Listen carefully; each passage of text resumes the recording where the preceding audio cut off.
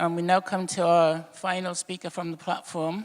This is Amelia Womack, who's the Deputy Leader of the Green Party in England and Wales. She holds a BSc in Environmental Biology and an MSc in Environmental Technology. During her time in the Green Party, she's campaigned on a variety of issues, including the TTIP, which is on trade and on housing crisis, which is very relevant. She may be the final speaker on a panel, and only the second... My time's up already. Only the second female speaker, but she is the third representative from the Green Party, which makes it slightly balanced. I did have a look at the audience. We have a 50-50 split female-male exactly in the audience, which shows that maybe the panel needs to be slightly more balanced the next time we do this. Anyway, go ahead, Amelia, with your presentation. Thank you. Sorry that I've not been with you all day today. I was actually working on a People's Assembly event building for the 1st of July demonstration, which I think you've all got a leaflet for. But I'm going to take a risk and say I agree with absolutely everything that's been said.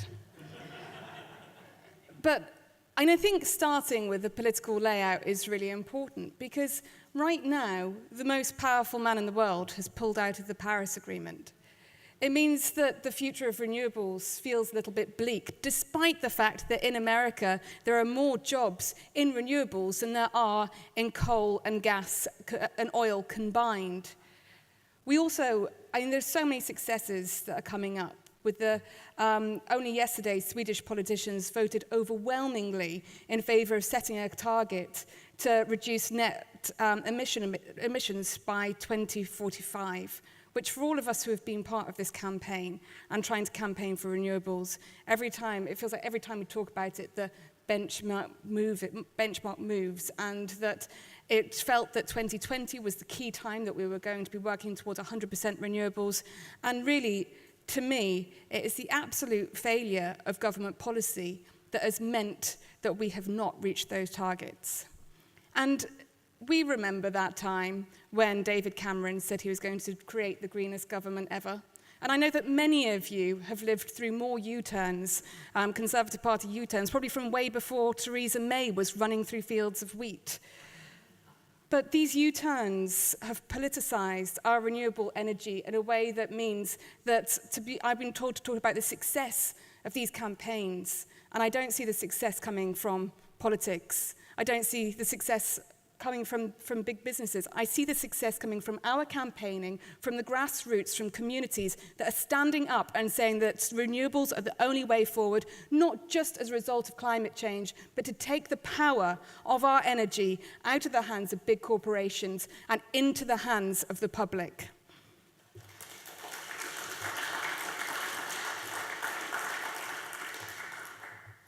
The UK generates more than a quarter of its power through renewables at the moment, and there are real opportunities. Maybe David Cameron couldn't see those opportunities when he started to talk about that green crap, despite the fact that his father-in-law had £350,000 a year coming into his earnings as a result of a wind farm that was on his land. And we have to remember how political wind power is. Because in Wales, I'm from Wales and really support the Wilfer campaign when the Welsh Assembly said that they didn't want nuclear power, and obviously that isn't what's been happening. But when you look at what happened with the devolution of energy in Wales, wind is so politicised that when they gave that devolution deal, so in Scotland, everything's devolved except for the military, except for the Home Office. There are a few areas in Wales that they say everything's devolved. You can have education devolved, health devolved, and they give you some areas. And so when they started to talk about the devolution of energy, they told Wales they could have everything except for wind. This is how political wind power has become, that the Conservatives want to protect their own vote as a result of the NIMBYism of wind power. When you see renewables coming up in areas like Germany, then people want to see them, because the money that is created from those systems comes back to the community.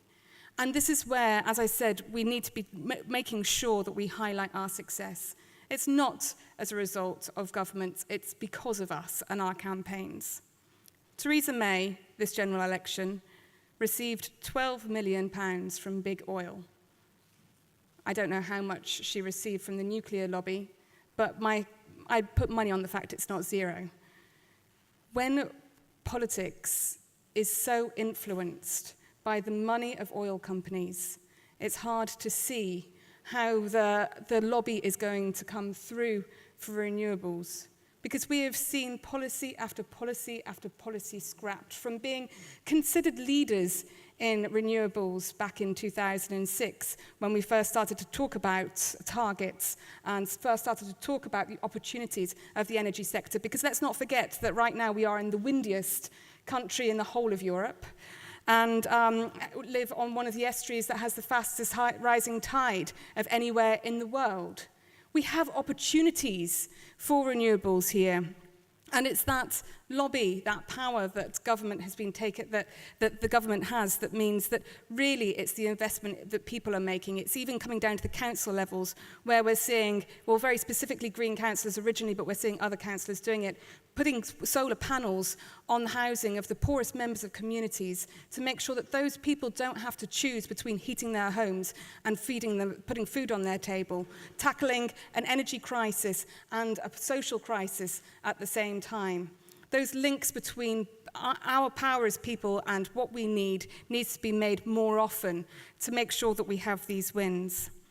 And the Swansea Tidal Lagoon has been mentioned, and I think this is again where that local power and that local lobby gets overtaken by the power of governments, where the Swansea City region says that it wants to have a tidal lagoon in Wales. Now, this tidal lagoon project could mean that Wales, if you have a successful project in Swansea, in Cardiff, Newport, and then I think it's St David's, but it's got the potential not only to create the unique skills of a brand new renewables project that could make us set to be leaders in this area. Not only does it mean that we'll reduce our energy emissions, it could mean that Wales could be entirely powered by renewable energy by 2025. When we think about how our country works, when we think about how our community works, when we think about how we take power away from corporations, then this is where our success will come from. I think it's really important that we are fighting, as I said, to make sure that we get Theresa May out, the Conservatives out. Has everyone got bets on when they think the next general election is? Because my money's October. If you make big wins off that, then you feel free to donate it to the Green Party. That we have the potential of another general election coming up. Another Conservative government will stifle the future of renewables. We are seeing businesses investing, we are seeing businesses making those changes, but unless there is legislation in securing the fact that this will be consistent for year after year. I mean, I see community energy groups, I see businesses trying to invest in renewables, and they don't know what the strike price is going to be next week. They don't know what the subsidy might be. They don't know how this investment is going to change over the course of a year, let alone 5 years, let alone 10 years. We need a government that has secure policy, that doesn't make those Conservative Party U-turns, that mean that people are investing in something that they don't know what the future will be. Because really the future is green and the future is renewables, or the future is not at all. And I think it's very clear, just one point before I sum up, but the point on oil money being in politics. The other grassroots campaigns that I think we really need to highlight as well is those people who have worked in their local councils, in their universities, in their communities to divest pensions out of oil and make sure that that trap that we're seeing of where our money goes as within politics to ensure that it doesn't continue to go to the oil industry, because investment is a powerful thing. If you look at what happened with Deepwater Horizon, think of the billions of pounds that went into a project that meant that we dug deeper, that we went further, that we caused one of the biggest environmental disasters of a generation, where that private profit went into public costs during the cleanup operations. And that we need to be making sure that that divestment continues to happen and we see better green investment into renewables.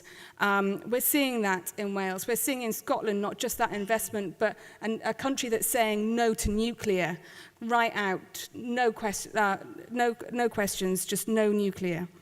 And we need to be seeing that from Westminster. The power is there from people. People see this, as we can see from the changes of investment, we can see in the decrease in prices, we can see in the changes of ideas that people want a change in renewables. We're seeing from businesses that even they want to see better support in renewables. Now it's time for our government to sit up and listen and make sure that they create that policy that enables people to create the renewable future that we so desperately need. Thank you.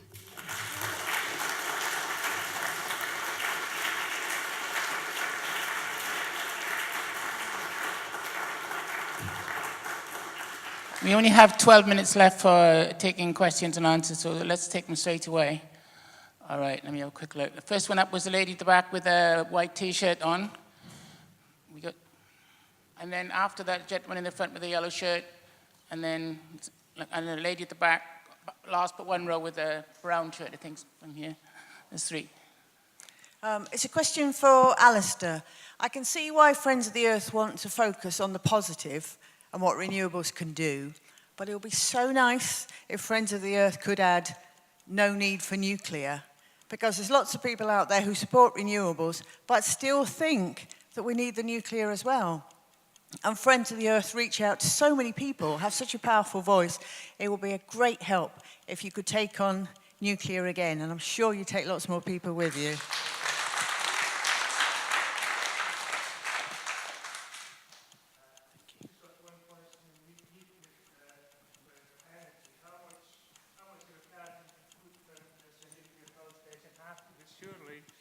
I've got to say, what carbon footprint does a nuclear power station have? Because you need fossil fuels to mine uranium, basically ships that transport sort of uranium, ships that transport nuclear waste halfway around the world. Surely that uses fossil fuels.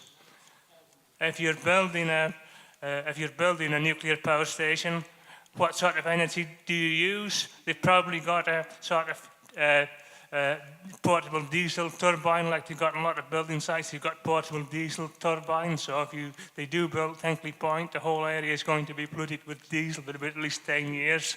So surely there's a big carbon footprint with nuclear power, and it shouldn't be part of reducing carbon emissions, surely. First one was addressed to Friends of the Earth. So to be honest, it's largely a campaigning decision. We, like every NGO, we've got relatively stretched resources, and we've made, we take sort of quite regular decisions about what we're going to focus on. At the moment, we're focused essentially on keeping fossil fuels in the ground, so stopping fracking, stopping new coal mining, etc. With renewables, it's a very small team. It's me and a little bit of one other person. So it's largely, we see the best thing we can do is actually telling the alternative. We don't see also, if I'm being completely frank, for the reasons that other people have laid out, I know Doug dwelled on this as well, we don't see there being an active need, particularly to be if we're going to prioritize against nuclear, because we think that it's probably not going anywhere anyway. In terms of new plants. In terms of the other people may know more, but I think in terms of the carbon footprint of nuclear, the last figure I heard was just slightly over 50 grams per kilowatt hour, which would make it just a bit. Would make it fairly clean, not as clean, say, as wind or solar, but much cleaner than gas or anything like that. So, but other people might know more. Anybody else want to answer either of the two? Well, the second question. Well, I'm afraid I can't give an answer to the carbon. I think the first question, although I didn't fully understand it, was what's the carbon footprint of a nuclear power station? And I don't have an answer immediately at the top of my head, but it probably is quite substantial. That's all I can say. Well, if you want to talk about the carbon, you have to remember that nuclear power plants, although they don't produce any carbon dioxide directly, do rely on uranium or other fuel that has to be processed and mined, and that is very carbon intensive. In fact, it's sometimes been argued that as you have to go for more scarce uranium resources, the amount of carbon produced in producing the food will overtake the amount of carbon-free energy nuclear produces, so it has no long-term future as a carbon-saving technology. I think I'll add just one thing to that. They should remember that nuclear power plants have planned outages when they go down, and that capacity needs to be replaced. And also they have unplanned outages, like after Fukushima, 52 nuclear power plants in Japan haven't produced any electricity for 6 years. So all of that has to be replaced, and you really should allocate the replacement to nuclear, because it's nuclear that caused the problem. Right, 3 more questions. The lady at the back in brown who's waiting from the first time round.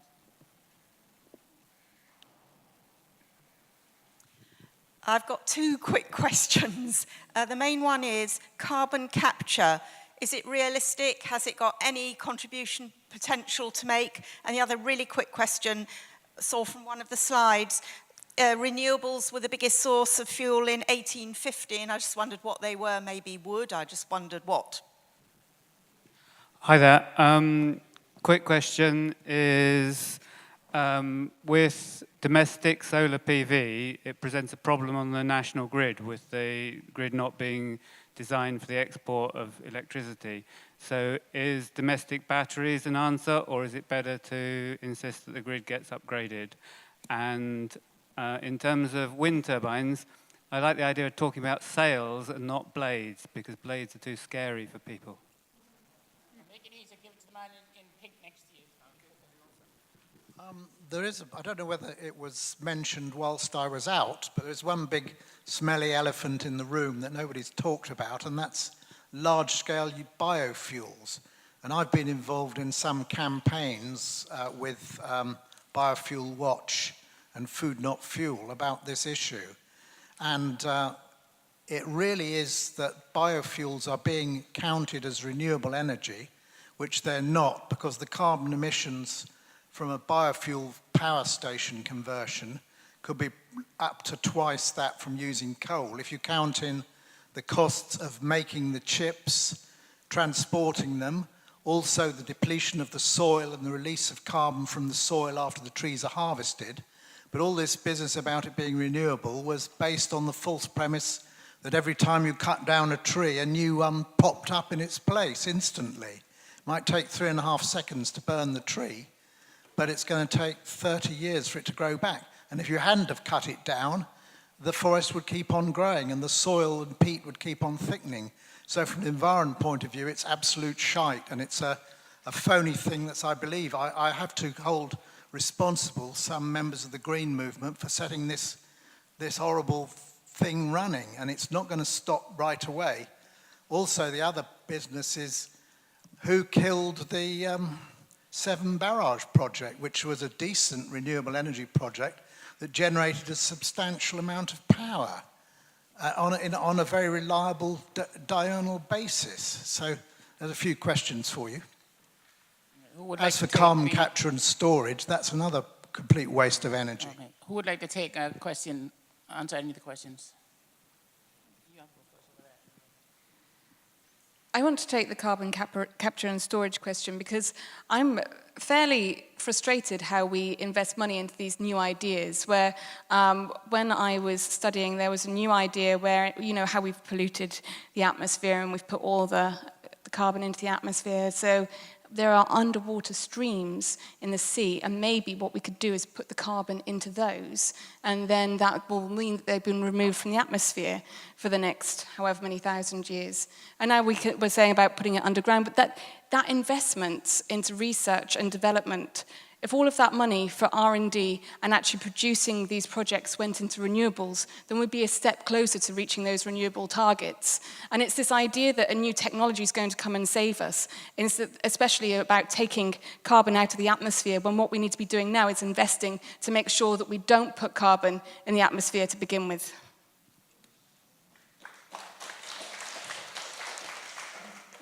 Just to follow up on that, I think to some extent that I agree with that in terms of sequestration, so sucking it out of the atmosphere. I think what people normally talk about when they mean carbon capture and storage is when you're burning gas and you take the carbon out of the gas after you've burnt it or before you've burnt it. Our feeling on that is that it could have a place, it could be an important technology, because there are quite a lot of industrial applications, for example, steel manufacture, cement manufacture, heavy industry, where we currently don't have a great renewable solution. We may do. I'm not saying it's the only option. We may have a great renewable solution. There may be an electric-based system for doing it. But it could equally be that actually carbon capture and storage could work very, very well in those sort of clustered industrial projects. But depends. There was another question. I think I was just going to say something on biomass. Totally agree. We've been campaigning against biomass for years, as I know many of the other green groups are. I think I first started complaining about it in 2004 before I even worked for an NGO, and nothing has changed. I think in all the scenarios we show, we're really talking about wind and solar, essentially, and a bit of marine energy later on. But in the short term, wind and solar, offshore wind, we know they work, and they're going to keep working, and they're probably going to get cheaper. So just focus on those things we know work and keep the research going into new things that may come forward. I don't know if anyone else wants to say anything. Do you want to take up any of the other two questions? All right, we have time for one last question and before Ian finishes the conference. The gentleman in the blue in the front here.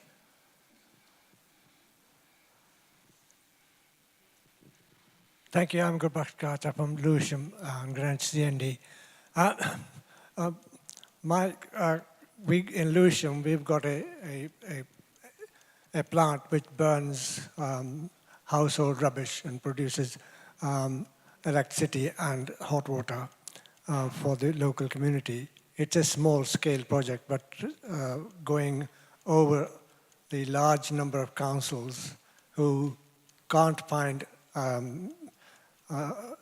sites for burying their household rubbish anymore, because that produces methane, and this could produce a large amount of energy spread over the country. And the other thing that worries me is the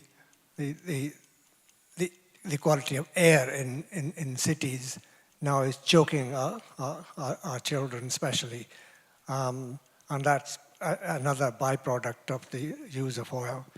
Thank you. Does anybody want to respond on that, which is waste incineration for energy and also the implications for urban air pollution? Nothing this end? Any comment?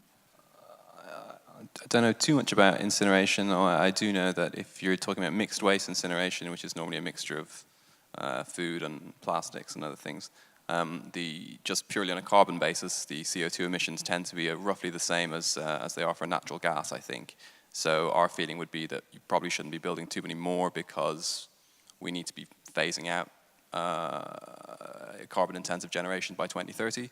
So anything that's getting built now is going to still be around in 2030. But the specifics of a specific project, I don't know anything about. We always, because with incinerators, and it's the toxins that are the real issue, but I want to finish on a lighter note, if I may, on the idea of the circular economy. And there was, much like the waste systems that you're talking about, of how we heat things using things we already have. I can't remember the location, but there was a crematorium that said, we've got a lot of excess heat, and our local swimming pool needs to be heated up. Maybe we should join these two things up, and then it would create a circular economy of a waste here and something beneficial here. And the community came out en masse to stop this from happening. And I just find it quite an interesting area of, even though these people probably would have campaigned against an incinerator being in the area, they wouldn't support something that helped overcome their heating issues in a different way.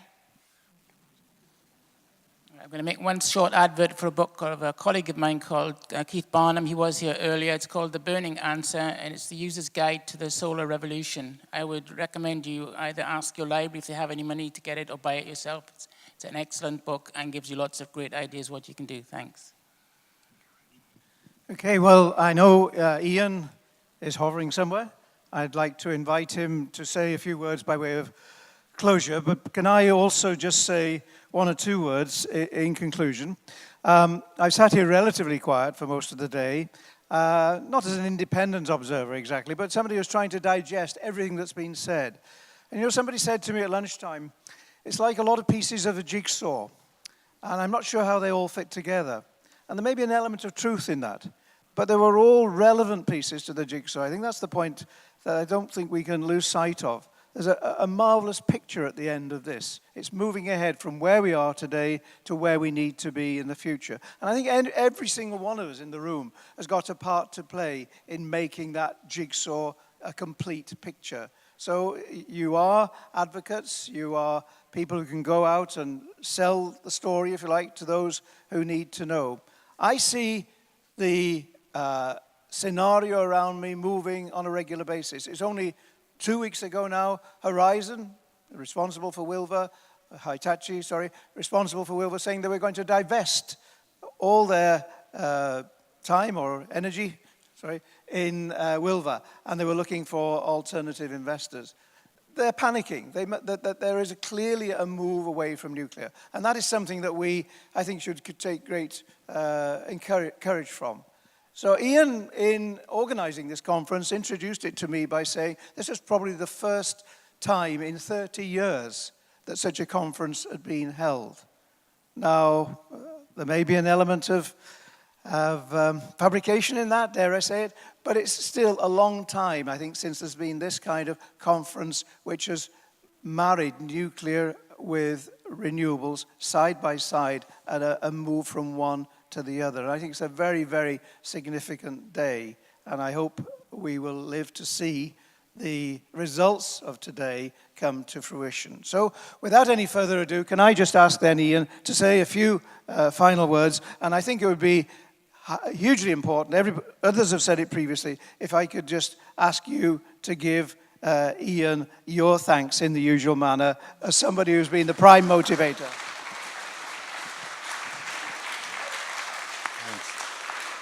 Look, this is really unfair. I want the following people to stand up because they share the applause much more than I do. Where's Kate? Ah, right at the back. And Liz, come stand up, please. And Rick, please stand over here. Sarah, I can't see you. Sarah, would you stand, please? Ian, would you please stand? Now, without them, this conference would never have happened. So a hand for them.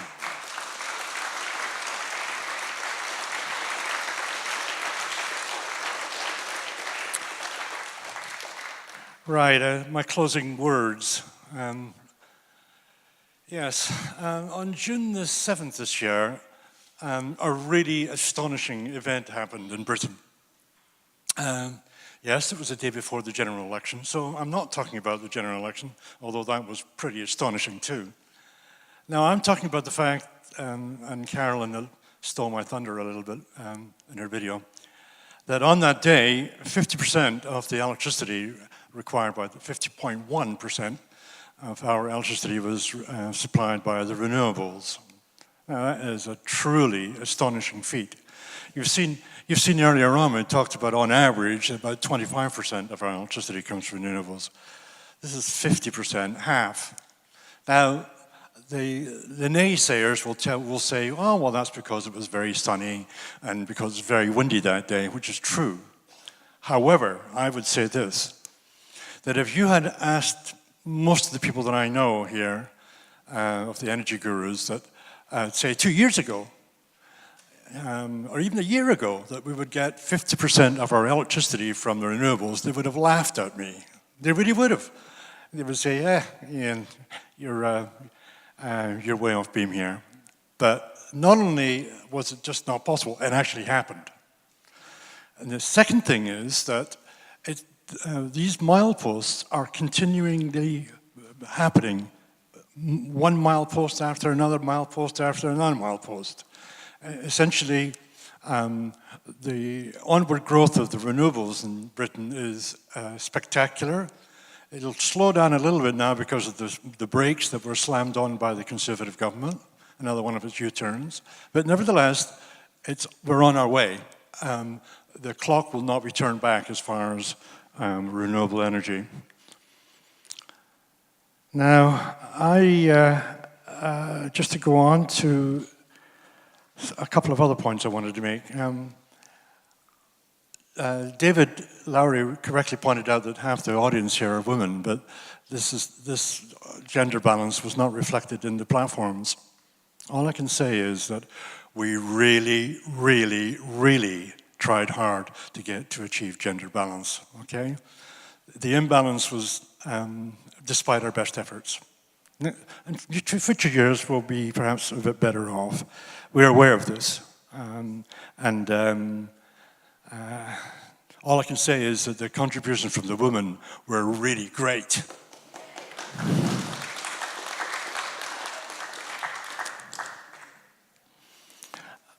I want to say two more things. One is a small technical thing, and the other one is perhaps the most more important. One is that in yesterday's Morning Star and in an article in The Ecologist that Andrew Warren pointed out to, is that there's a very lengthy article about jobs in industry. They were both written by me. I'm sorry if I'm waving my flag, but I feel angry about the fact that trade unions believe that nuclear power is a great supplier of jobs, which is a lot of poppycock, for a word. I could be stronger than that. So what I did was that I went back and looked at the actual evidence that was available. Official government evidence from the Office of National Statistics. And in fact, they had buried it deep in electronic versions, not in the published version, deep in appendices and in attachments to the appendices. But I found the data, and it showed that there were 49,000 jobs, that is full-time equivalents, direct jobs, it's not indirect, direct jobs in the renewable electricity generation sector, 49,000. Guess how many was in nuclear? 3,000. So this is the union saying, no, we don't want renewables. No, there's no jobs there. And I feel quite angry about it and passionate about it. I am a former trade union official in my previous lives. And I cannot stand it when union officials stand up and spout poppycock. They haven't even bothered to look at what's going on. They just utter these shibboleths. So I hope some of my anger and my passion will shine through, that unions really need to get their finger out on this.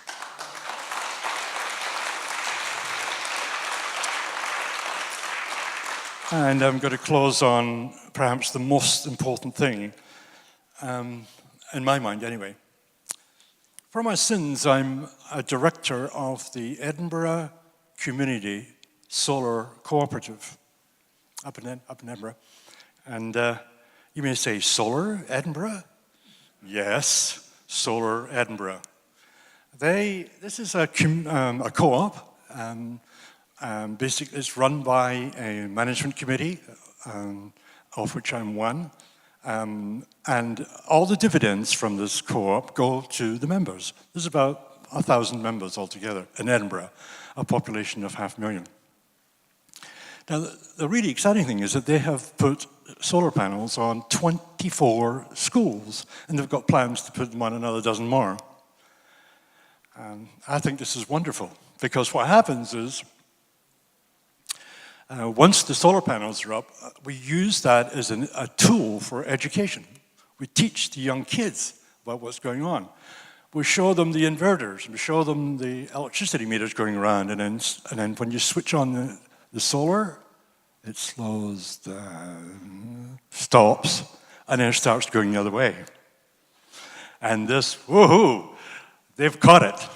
And their enthusiasm is something to see. It really is. This is for Edinburgh, which doesn't get a lot of sunshine, let's face it. But even in the depths of winter, they still get 10% of their electricity.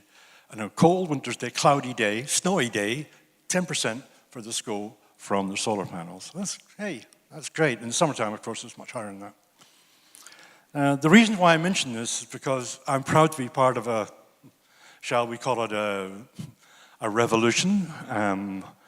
Alan Simpson from the Labour Party calls it a transition. Same thing. Essentially, there's an underground, or I shouldn't say underground, a poorly noticed transformation going on in society. According to the largest collective of these is Energy for All. They say that there are roughly 400 local groups up and down the country, of which about 150 are co-ops, true co-ops, there are also limited by guarantee, there are also non-profits, there are also limited companies, of course. Altogether, about 400. I can't be more precise than that because nobody is counting. But altogether, Energy for All reckons that there's about 250,000 people are connected in one way, shape, or form throughout the country. This is really great. Basically, as what Amelia said, these people are actually taking back control. And it is not documented. None of the newspapers, I mean, we don't really expect much from our British newspapers, but nothing of that's covered. I mean, in Germany, it's common fare. All the national and local papers talk about it all the time. Here, nah. And I think that this is something which is very important, and I think that it's something which is going to grow and grow. And eventually, it's what it is, it's a democratization of our society. And by golly, do we need some democracy in our society? So, although Alan Whitehead isn't here, I'd like to draw attention to something that he's doing. I know he'll love me for giving this plug, but on June the 27th at St. Martin's Church, there's going to be a thing called the launch of the Transformation Movement. If you do type in Alan Simpson and transformation, you'll get it, okay? It'll be on the web. And this is a launch of his book about the fact that we're seeing a revolution in this country, something that I totally agree that is happening, although very poorly documented. And I very much hope that people will, at the very least, log on and maybe even attend it. Okay, this is the end. We've had a really good day today. It's been, the attendance has exceeded our expectations, which is really nice. People have come a long way, and on that, I would like to draw attention to the one person who's come the furthest, and his name is Professor Tim Mousseau. Tim, will you stand up, please? Go on.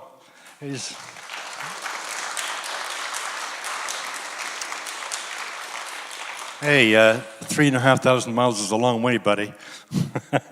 Well done, thank you very much.